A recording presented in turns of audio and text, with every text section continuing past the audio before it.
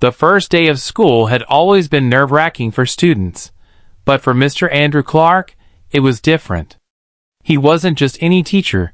He was new, determined to make a difference, yet carrying scars from a life that had taught him resilience in the harshest ways.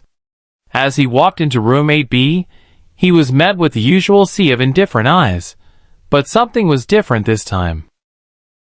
A group of students in the back, notorious for making life miserable for every teacher who tried to discipline them, were already plotting. Their leader, a tall boy named Jason, smirked and whispered something to his friends. Andrew felt the tension, but he also carried a quiet confidence, a calm he had earned after years of challenges far beyond a classroom. The first 30 seconds were a blur. Jason threw a paper airplane across the room, hitting Andrew squarely on the shoulder. Laughter erupted. Another student knocked over his chair. Murmurs of disrespect filled the air, and Andrew could see the fear and confusion ripple across the faces of the other students.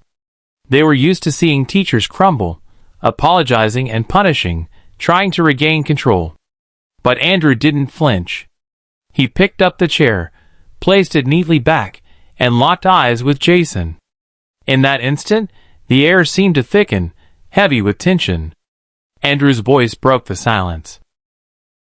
Not loud, not angry, but calm, deliberate, and strangely commanding. "You want to see how strong I really am?" he asked softly. The words hung in the room like a challenge.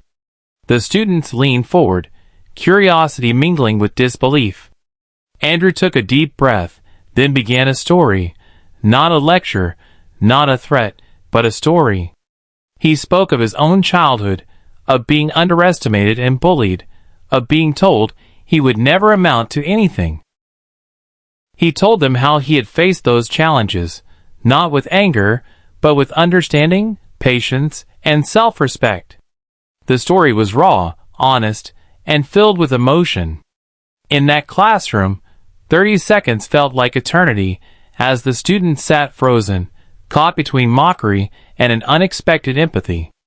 Then came the part that changed everything. Andrew didn't just share his story.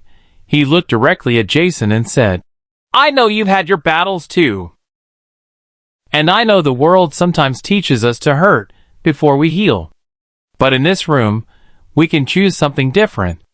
Right here, right now." There was no anger in his eyes, no threat, just understanding. Jason's smirk faltered.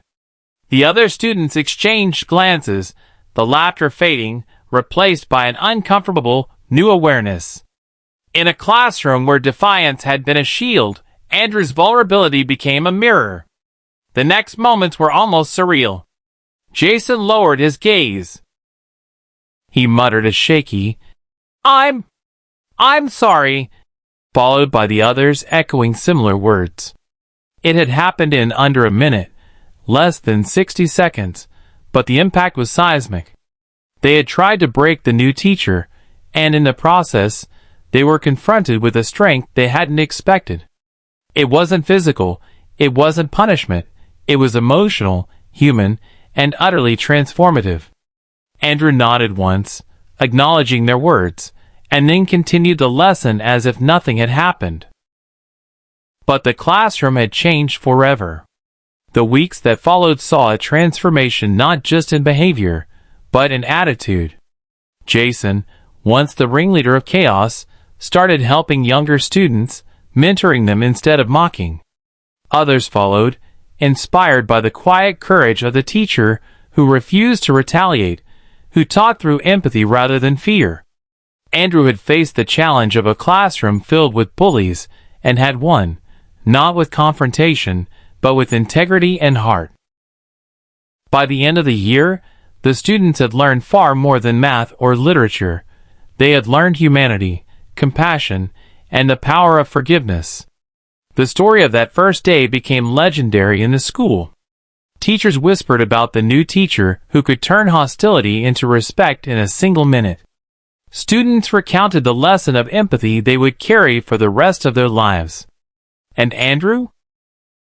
He simply smiled, knowing that true strength isn't measured by how hard you hit, but by how firmly you stand and how deeply you care. That classroom, once a battlefield, had become a place of understanding, and in doing so, it had created a ripple effect that no one could have predicted.